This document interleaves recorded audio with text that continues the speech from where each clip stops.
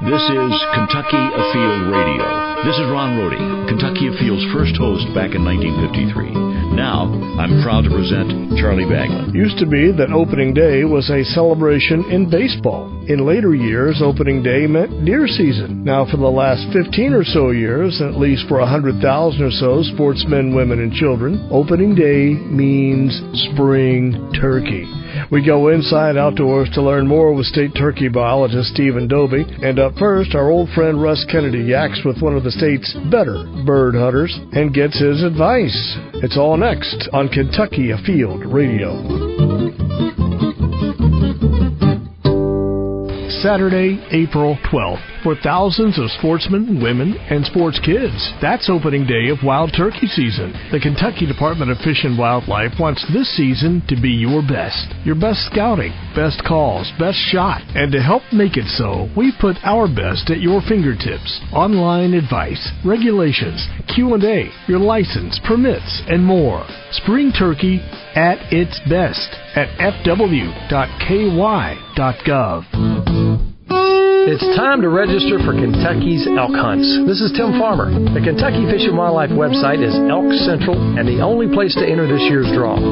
Elk hunting in Old Kentucky. Take it from me, there's nothing like it. 1,000 names will be drawn, and with the Pick 2 option, you gotta like your odds. The deadline is midnight, April 30th. The Kentucky Elk Draw. Enter at fw.ky.gov. Again, fw.ky.gov.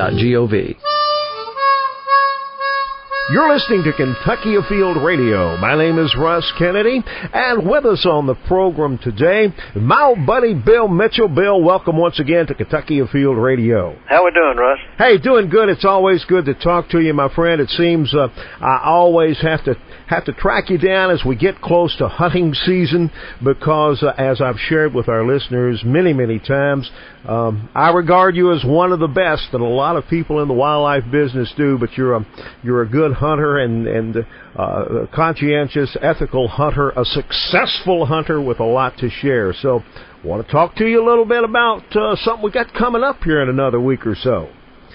We are just a few days out from the opening of the turkey season. And Bill Mitchell, do you suppose there's any species more difficult to hunt than the old gobbler? Well, I'm sure there is, but I'd put an old gobbler up against just about any other species. Let's say that. They're a tough, wily bird, and they live by their wits, and they do it rather well. Now, you are a wildlife area manager, so I would think that you have more opportunity than most to observe these critters in the wild as you go about your daily activities. Share with our listeners some of the things that you have learned over the years in just watching the wild turkey. Well, I'll tie it into what everybody's obviously listening for on the program, which is our upcoming spring season. Okay.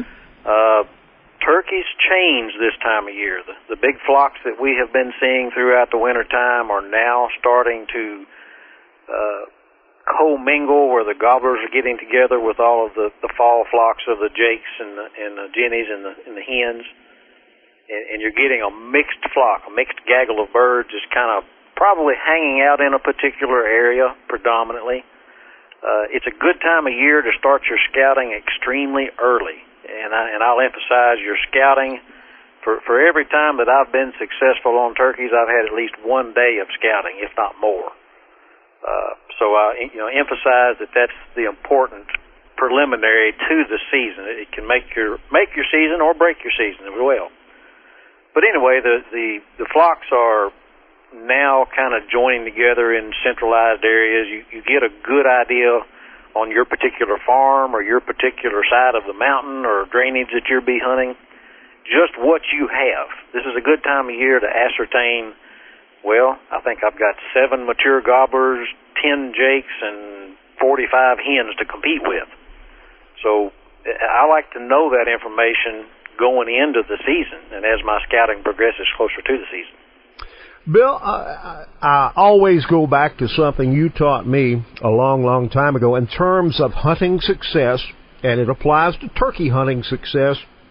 You always say success occurs when preparation and opportunity meet. And again, your opening remarks about scouting, critical to hunter success. Very much so. Very much so. It's anything that you can do to up your odds that particular morning that you're going to hunt, being armed with the knowledge of what your birds were doing, and just the baseline, are there birds there or not? You know, sometimes people overlook the obvious. They just go to the woods expecting turkeys to be there. Maybe they were in the wintertime, but the springtime is not, it's not where they are. And that's something that you would learn from your scouting. Well, tell me a little bit more about that. Let's get into some base level information on scouting. Let's gear some remarks toward the more novice turkey hunters. Give me some tips on being a good scout. Where do you begin? What makes me a good turkey scout? Okay, I'll tie it all together in a chronological order. I typically start, and anyone should, say 30 days before the turkey season, roughly March 15th. And I have found over the years that is the best time to just get up on a high point or higher elevation, or where you can look down into broad expanses of the areas that you can hunt before daylight and listen. Turkeys are very vocal now. The flocks, like I say, are congregating together. You'll hear a lot of chatter. You'll hear the beginning gobbles on those pretty mornings. Just find the birds. And then, as you progress towards the season, start observing these birds. Get close enough to them to observe them with binoculars, see where they're roosting, where do they go when they fly down, and tease out the details of what your turkeys are doing on your parcel of ground that you're hunting, whether you're in the mountains, whether you're in a river bottom somewhere, or upland farms in central Kentucky. Live with these birds for a little while. See what they're doing. You may also want to consider, in observing these birds, especially observe your weather patterns. Okay. What your turkeys may do on a bright, sunny, pretty, crisp spring morning is not necessarily what they're going to do on that foggy, rainy old day when a lot of your turkey hunters are staying home. Right. But if you've got that information from your scouting, you may know that, they always go to this little green field when it's a rainy day, because you took the time to scout them on that rainy day when most people aren't scouting. Putting that little extra effort in will arm you with that knowledge of where those birds are typically going to be when you're out there trying to hunt. You may be your only day to hunt, you're off from work, and it's just a rainy day. Well, rather than stay home, you know where your turkeys are typically going to be because you scouted them. We are talking, ladies and gentlemen, with Bill Mitchell. Bill is an outstanding and successful turkey hunter. We're getting some tips on the turkey hunting season. Bill, I've got about 2 minutes left in this segment. Not a lot of time here immediately. But before we take the break, I want to ask you: will the movement will these turkeys' activity, will their behavior change over the course of the season from April 14th through May 6th, over that 2 or 3 week period there? Will it change from beginning to end? It does, Russ, and quite considerably. For example, early on in the season, your vocalizations from your gobblers are numerous. They're still developing a pecking order of who the dominant breeding turkeys are going to be versus your subordinate gobblers. You get into the middle of the season, the birds that are doing the gobbling the most may typically be those breeding toms that are with hens that are extremely difficult to call in. So you may want to focus your hunting on what I call the satellite birds, or your subdominant gobblers that I equate them to teenagers that really want to go to the party, but they're afraid to because they're going to get beat up on by the bully. And your hunting tactics to accommodate those birds and get them to come to a call will vary differently from that adult gobbler that's the active breeder. And as you get later and later to the very tail end of the season, you very likely will see almost a cessation of gobbling activity. Your hens are predominantly all on the nest, the ones that are going to develop nests. So you may have to, again, go back to your scouting, long-distance sighting. You may actually spend a day scouting/hunting in order to prepare for the next day when you really think, okay, I've got this bird pinned down. I know what I need to do to get him. We are talking, ladies and gentlemen, with Bill Mitchell. Bill Mitchell, one of the finest, most successful hunters certainly I have ever known. We're talking about turkey hunting. We've got lots more ground to cover, as it were. So we hope you'll stay right there. More turkey hunting to come. My name is Russ Kennedy, and you are listening to Kentucky Afield Radio.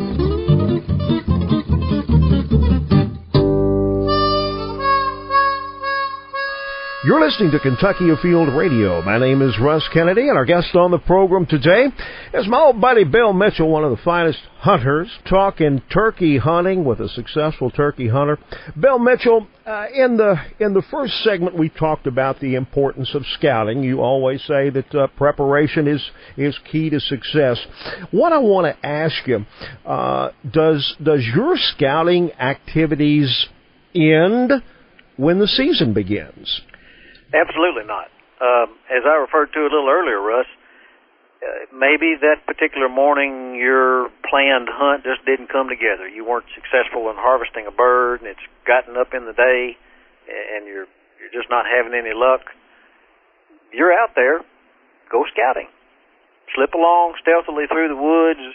Investigate little clearings, fields. Perhaps it's a windy day and your knowledge of the terrain tells you that maybe the turkeys may be in this little alcove drainage or side of a hill that's out of the wind. Turkeys don't like wind, and that can come into play in your scouting/hunting because of the way your day started off. By all means, do a little looking around before you call it a day, and under the guise of scouting.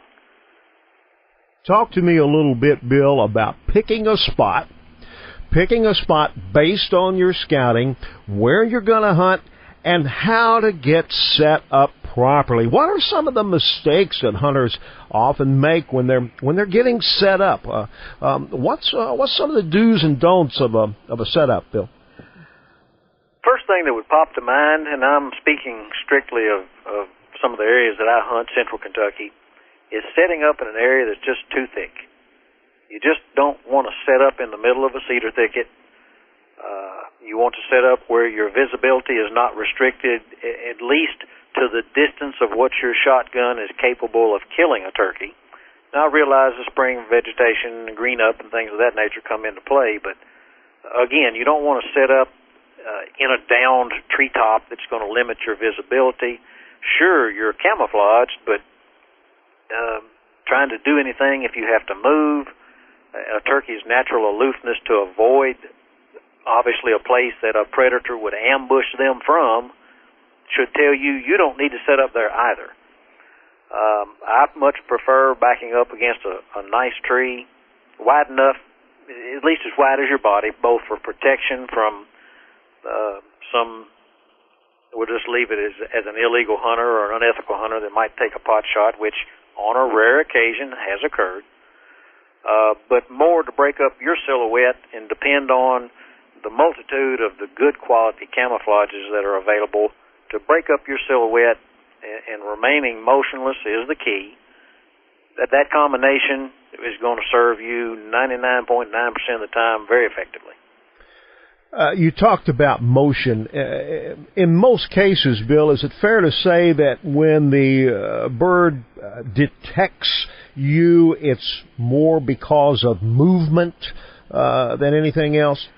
Predominantly. I would give that about an 80% value. 80% of the time it's because of movement. Occasionally it is because of your profile, or you have stood out in some fashion where that turkey recognizes that you're not part of the landscape, and something's wrong. It may not immediately spook the animal to flee, but he's not coming any closer. Bill Mitchell is our guest, ladies and gentlemen, a wonderful hunter, a successful turkey hunter. We're talking turkey hunting. And Bill, I know that sometimes if you've done a good job on your scouting, if you've done a good job on setup, well, the planets all fall into a line and the birds come to you. I also know that skillful hunters often find themselves having to, what people call work a bird. I worked this bird. I moved here. Tell me about working a bird. A lot of the unknown factors come into play in working a bird. You don't usually know, I say that tongue-in-cheek, sometimes you know the bird you're working with. You know you're fooling with the dominant gobbler, or you know you're fooling with one of the subordinate birds. Depending on that knowledge, if you're confident in what you have, your calling techniques will vary depending upon those two types of birds. One, the dominant turkey, you probably can't overcall to him. But the subordinate turkeys takes a little more finesse, a little more coaxing. In your position, you may have to adjust your position if they just don't want to come in where you are.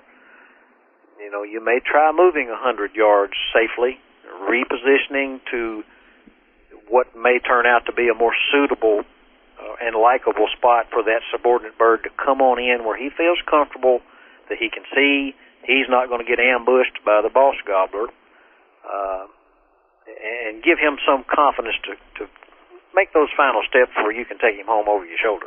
I think it's fair to say that working a bird in the way that you're describing is an advanced technique, something learned over a period of time. It is. I advocate, and just said so, of moving on a bird. Oftentimes, you don't realize it when you first set down, but you're trying to call the turkey in the opposite direction that he wants to go. He really wants to go down that ridge and off the end of the ridge into that wheat field. Well, if you're trying to call him in the other direction, that's a very difficult thing to undo his natural travel pattern. If from your scouting you knew that natural travel pattern, then your setup obviously should be from where he starts his morning to where he eventually wants to go that morning. That makes it a lot easier to get that bird to deviate a little off his normal pattern and come investigate that little hen. I want you, before I let you go, and man, the time is going fast, comment a little bit on turkey calling, probably an area where novice hunters make a lot of mistakes. Your thoughts, briefly, Bill, overcalling, calling too much, not calling enough. Give me some pointers on calling a bird. There's no doubt, Russ, that you can call turkeys using both ends of the spectrum. Non-stop, loud, raucous calling, and you can kill turkeys. The most demure, soft, muted calling, and you can kill turkeys. Now, somewhere in between is where the good turkey hunters are. And that's adapting your calling to fit the situation.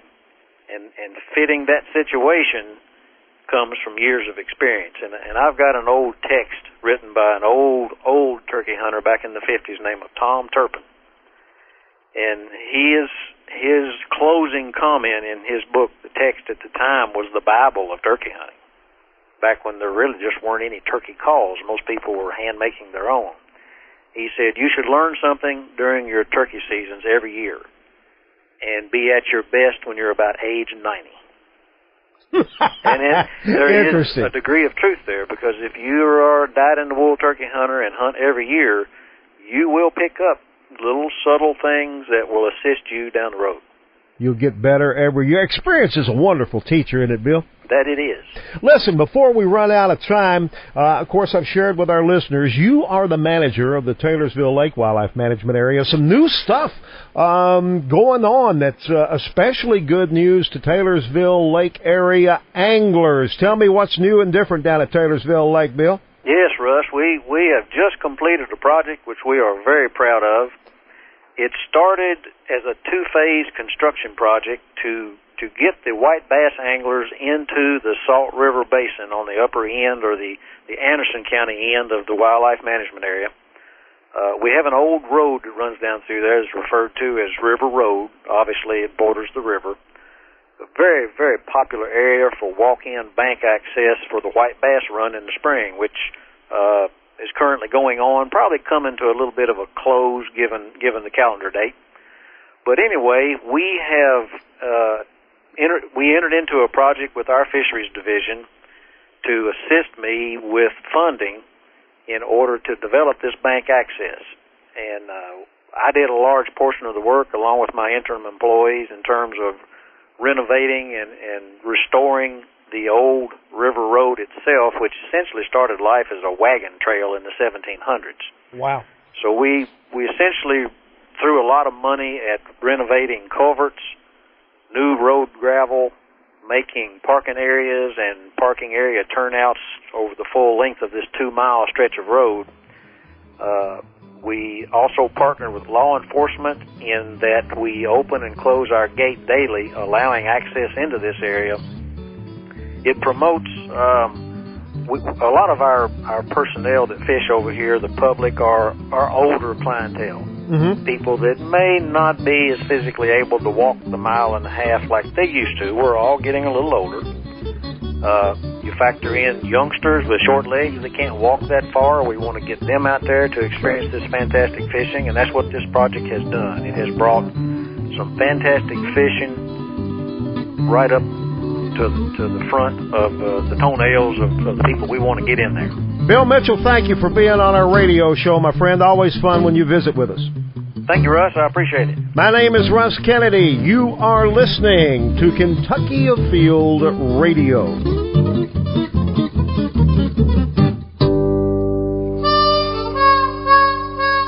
Charlie Bagman back on Kentucky Afield Radio. I would like to say welcome to our newest affiliate, serving the Cumberland Gap area, WCXZ, AM 740, serving Harrogate, Tennessee, Virginia, Middlesboro, Kentucky, Pineville. That is a lovely area of the country. Pam and I were there, seems like late October, to see the fall colors. If that is home for you, I know you enjoy it. Welcome Rusty Peace and Company at WCXZ, part of Lincoln Memorial University. Just ahead, we sit down with wild turkey biologist Stephen Doby, try to find out the best place to hunt. First up, our fishing report. This is Jeff Crosby with the Central District Fishing Report. Currently, water temperatures across the region are running in the upper 40s. White bass will begin their spring runs when water temperatures reach a little closer to 50, which is just around the corner. This means that white bass will be showing up in the headwaters of Harrington and Taylorsville Lake, as well as below many of our locks and dams on the Kentucky River. Anglers may access bank fishing areas in Harrington Lake via the Rankin Bottom access area near the 52 Bridge and the headwaters of Taylorsville Lake via the Palmer Road access. Small jerkbaits, casting spoons, 3-inch white curly-tail grubs are some excellent baits that you can use to catch a few of these fish. Additionally, largemouth bass are in pre-spawn mode, and many of these fish can be caught on many area lakes also. So grab your pole, wet a line, and hope to see you on the water. Hi, this is Kevin Fry with your Eastern Area Fisheries Report. Warm weather of late has better walleye fishing catches at Carr Creek and Paintsville Lakes. Fish are being reported 4 to 8 foot deep in fallen trees and shoreline brush. Also, largemouth bass fishing reports are similar from area lakes with muddy or murky water from recent rains. This is warmed water temps. Fish are more aggressive in this muddy water. Crankbaits and slow bottom retrieve of dark colored plastics are working in this muddy water. Crappie fishing continues to be good at Fish Trap, Dewey, and Carr Creek lakes. Larger females are being caught suspended slightly out from brush at 2 to 5 foot. Sauger fishing at the Louisa Lock and Dam on Big Sandy has been hit and miss. So looking for white bass numbers to pick up at this location this weekend with the warmer weather. Hi, this is Eric Cummins with your Southwest Kentucky Fishing Report. Barren River Lake is filling with little discharge. Crappie and bass have been good. Catfish have been good in the upper stretch of the lake, upper 1/3 of the lake, like Walnut Creek and Beaver Creek areas. Similarly, crappie and bass and muskie have been good at Green River Lake. Crappie still hanging out deep in 10 to 15 foot of water. Bass have been moving up shallow with good action on swim baits, jerk baits, shallow to medium crankbaits, and spinner baits. Barren River tailwater, reports of good hybrid and white bass fishing and also catfish. Similarly, Green River tailwater, good reports for walleye and muskie. As always, good luck and good fishing. Be sure you wear your life jacket. Charlie Baglin, Kentucky Afield Radio. Stephen Doby is just ahead. He is the Kentucky Wild Turkey Program Coordinator. He joins us after the break. It's time to register for Kentucky's elk hunts. This is Tim Farmer. The Kentucky Fish and Wildlife website is Elk Central and the only place to enter this year's draw. Elk hunting in Old Kentucky. Take it from me, there's nothing like it. 1,000 names will be drawn, and with the Pick 2 option, you gotta like your odds. The deadline is midnight, April 30th. The Kentucky Elk Draw. Enter at fw.ky.gov. Again, fw.ky.gov. Kentucky Afield Radio. You know spring is here. Days are warmer. Daylight is a little longer. But the key thing is when talk turns to turkey. Stephen Doby knows all too well what I'm talking about. April 12th. Can it come quickly enough, Stevie? Not at this rate with this weather. You know, we left out just a whole slew of kids just by then just saying April 12th. But that's very greedy of us. Yes, April indeed. 5th is when turkey season starts. Is there much difference between April 5th and April 12th? There can be, depending on the reproductive state that the birds are in. A week and a half, 2 weeks can make a difference in gobbling activity. Not necessarily in a good or bad way, but just you can notice definitely some differences.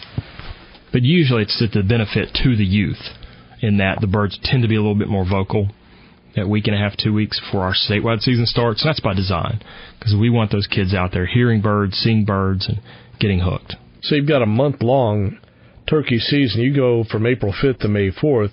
What's the difference between April 5th and May 4th? A world? Very much so. In that one span of time, it will go from almost all the birds getting ready to breed to we're done, hens are already laying eggs on the nest. As far as turkeys go, a lot happens in a period of a month.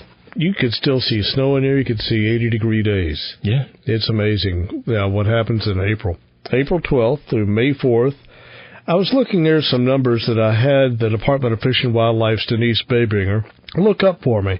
And this is turkey hunter numbers. Now, I don't have totals, but in 2012, non-residents loved coming to Kentucky. 5,600 plus of these folks were coming in to spend some time in Kentucky, and that grew last year by about 600 or so. Mm-hmm.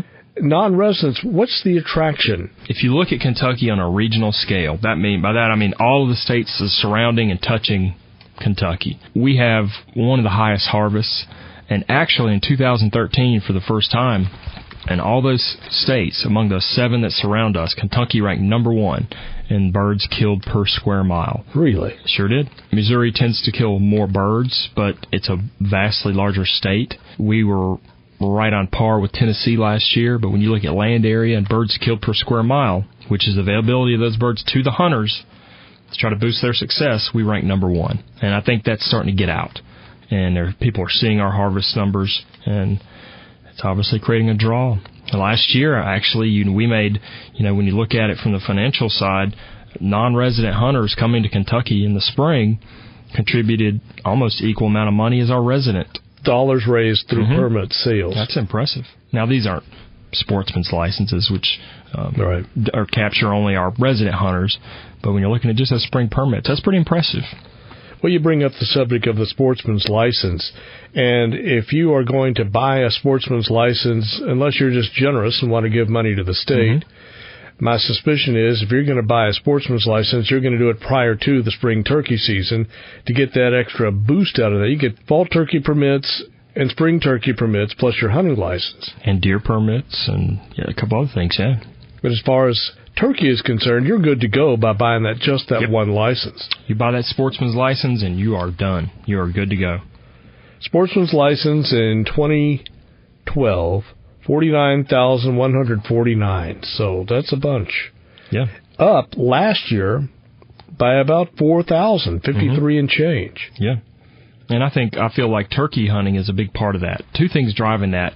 Number 1, obviously our deer herd is just phenomenal, looking at the quality of the deer that are coming out of Kentucky, and that too is starting to get out to the general hunting public. and having a lot of non-resident interest. And we're also seeing that with our turkey hunting. That combined among our residents has really contributed to seeing the value in that sportsman's license. Every statistic I have here has grown in the last year. I trust it has been growing years prior to that. So we're on an upward trend for turkey hunting. It's sort of like the hot commodity in the world of hunting now. It is, and it's something that, 15, 20 years ago, our turkey numbers were a fraction of what they are now. And it's so, in the grand time scale, it's a pretty recent occurrence. And turkey hunting is still showing a lot of growth in our interest in this pursuit. Well, you sort of need that, don't you, Steve? Because the turkey numbers themselves are growing. You do. Turkeys are different in that they are very susceptible. Their population growth is very susceptible to changes. Weather has just a phenomenal impact on turkeys, both positive and negative. Obviously, that's something we can't control. So, unlike deer, turkey's something that can show a lot more fluctuation and abundance and occurrence where we're seeing turkeys. But, it's something that we didn't have at our disposal 20 years ago, so our hunters are taking advantage of it. I don't blame them. No. You talk about weather. We have had a brutal winter for 2013/2014. I mean, it's been a chilly one out there, snow and ice. And so what's the story? How has that affected the turkey population? To some degree, it probably has had an impact, and not a positive one, in that we had a lot of snow cover this year, something we haven't had in recent years. It's just not a lot of snow, but a continuous snow cover. And with these bitterly cold temperatures that oftentimes turn to ice, that impacts the ability of turkeys to feed. When they can't scratch and get in that leaf litter that's on the ground, that'll have an impact, and it'll increase movements. If turkeys can't find food, they're gone. They're going to take off. And so you'll see these large winter flocks just getting up and moving. People may say, well, where'd my turkeys go? Well, they're looking for groceries. So, from a biological perspective, the fall was the weather was decent on average in the fall. The bad thing about the fall is this past year, we had pretty poor mast crop. So we've got this harsh winter, and the birds going into that winter may not have been in that greatest shape. But you know what? It's a natural cycle of wildlife populations. They go up, they go down. It's something it's been happening since eternity. So if you have a lack of food, then you should have a lack of turkeys.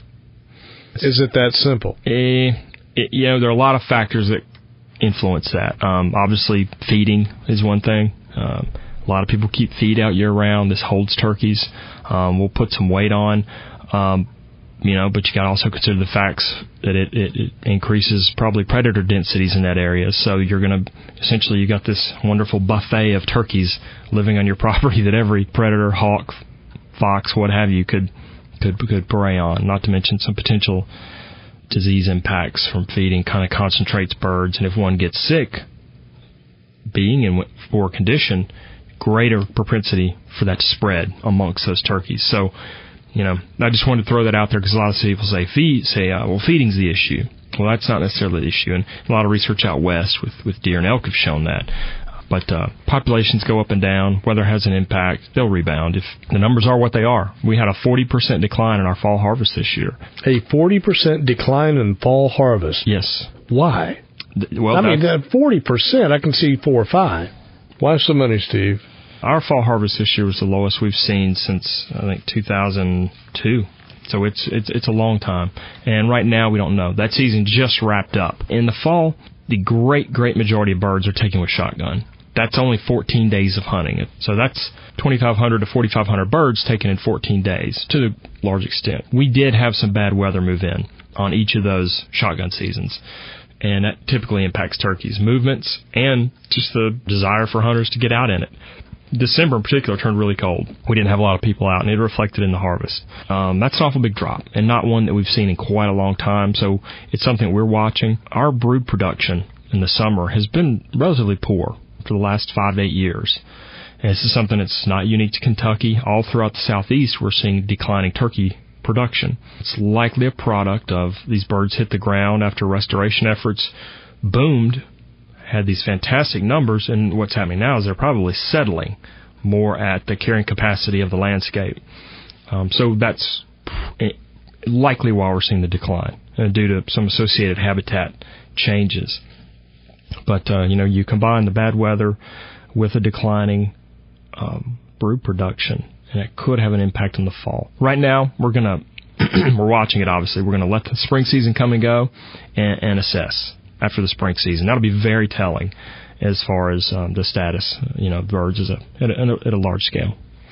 Well, we just went over these numbers a few minutes ago that every category was up. Spring turkey, resident turkey permits, junior turkey, sportsman's licenses, all these were up, and they continue to climb. Mm-hmm. But if you have a 40% drop in harvest, something's amiss there. And again, we're talking about the fall. That 40% decline was in the fall. And we're talking about our average in the fall is about 4,500 birds total. So it's not a lot. And because it's such a small sample size, weather does play a big impact on hunters getting out. So spring is what's going to be very telling, and it will show or reflect likely whether or not we're seeing possibly an impact from low recruitment, which is what our data are showing, but it's not really reflecting in our harvest, or it hasn't, until this past fall. So this spring will be very telling to see what happens. Last year's harvest for the spring season. Yeah, last year we killed 32,498 birds.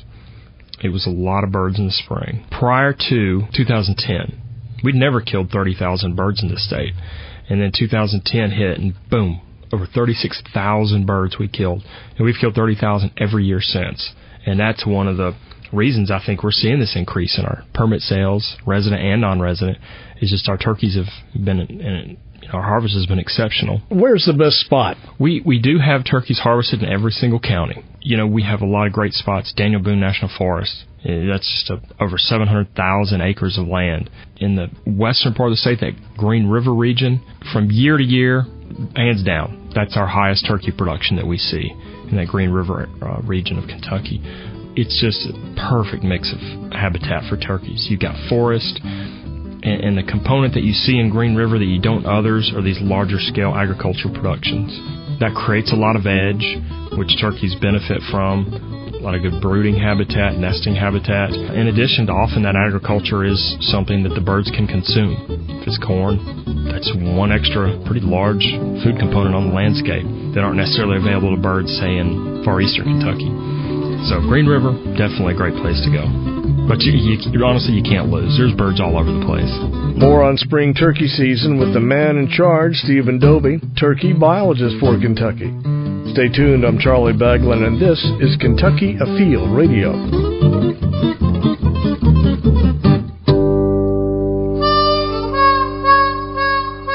Baglin back on our last segment on Kentucky Afield Radio.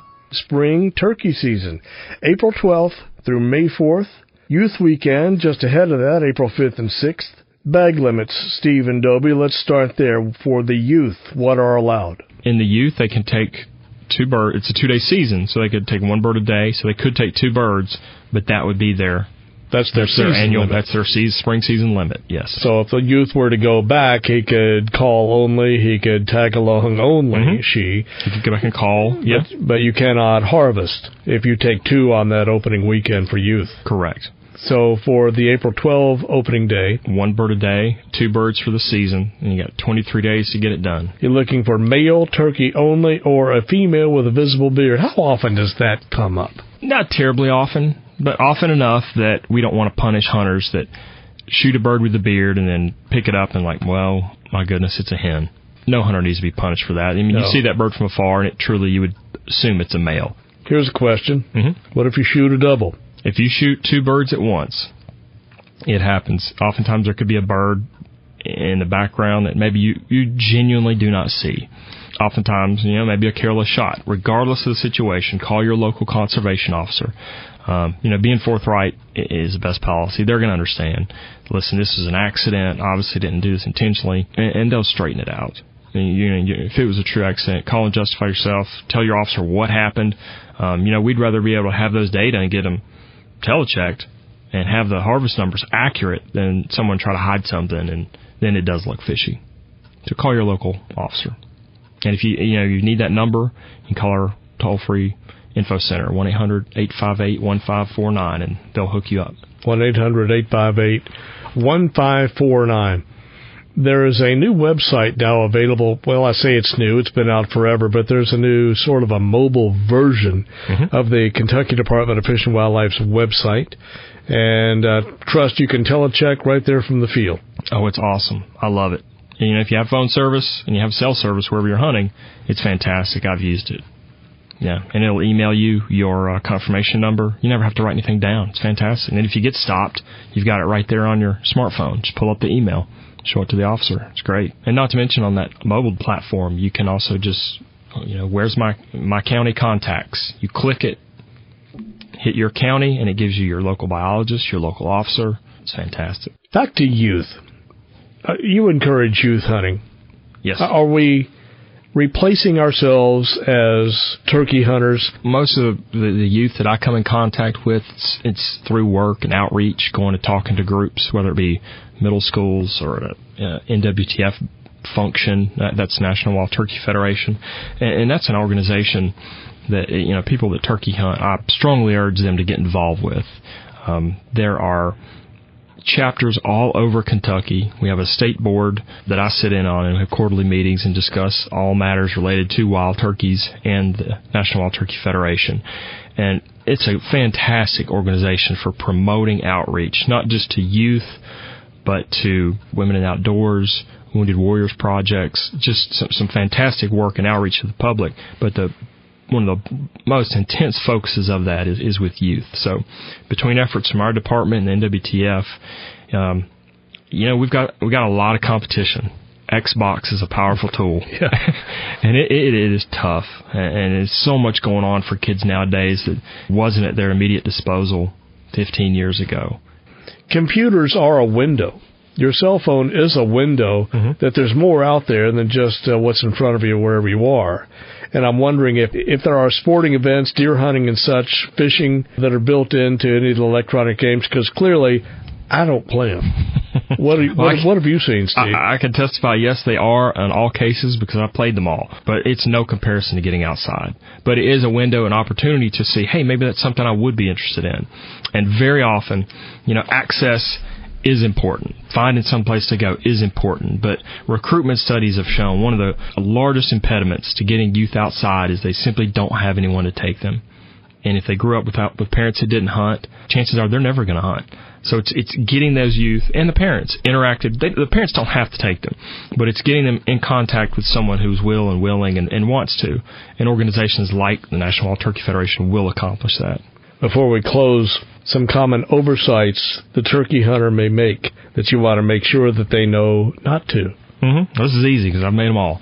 Number one is don't move. Just two simple words. More turkeys have been scared off that you never knew were there because you adjusted your hat or you just turned your watch, I wonder what time it is, and looked at it. When you're turkey hunting, you have to be in the mindset that turkey is watching me at all times. And, you can be a mediocre caller, but you know what? That call is going to get that bird interested, and that call is going to tell that bird exactly where you are. Don't blow it by moving. That's probably the number one advice I can give. And two, getting out and scouting. Doing a little preseason scouting. If you have access and fortunate to have some place to hunt where birds are, that's wonderful. But a lot of people don't. And especially if you're hunting on public land, just go out, even if it's 2 weeks before. Go out every couple days. Especially you drive by in the morning, sit and listen, see what you hear. You can really pinpoint some good roosting habitat. And then you got a starting place, and you're already hands down above half the other hunters out there. And legally, unless you're license exempt, have that proper license, whether it be a hunting license and the turkey permit or the sportsman's license. If you're fortunate to kill a bird, log that on your hunting license. That's something an officer will look at. If you're carrying a bird, you want to have it simple. Turn the license over, have a pen or pencil with you, and just write the month, species, sex of that bird on the back of the permit. And as soon as you have phone access, get out our new KDFWR mobile app and check it. And if not, call it in, telecheck, and you're legal. Write down your confirmation number. Keep that. FW, standing for Fish and Wildlife, fw.ky.gov. I like how they've got this design. You've got these little buttons here for hunting, fishing, telecheck, season dates, news, anything you'd need to know. I mean, it's right there, so hats off to the folks at Fish and Wildlife for coming up with that. It's not an app, it's just a mobile version of the web, and buddy, is it a gem. That's great. I love it. So, Steve, do you text and drive? Nope. Do you text and turkey hunt? I must admit I'm guilty of that, which goes completely against my earlier advice of don't move, but sometimes I just got to know if my buddy is seeing anything on the other side of the farm. Steve, thanks a million. My pleasure. It's been a good show. Listen, we are about out of time, but if you have not yet bought your hunting license or your turkey tags, let me encourage you to invest in the Sportsman's License. Both your spring and fall tags for turkey are included in that at quite a savings. Our time is up. This is Charlie Bagwin saying join us in a week and we will go inside outdoors again, right here on Kentucky Afield Radio.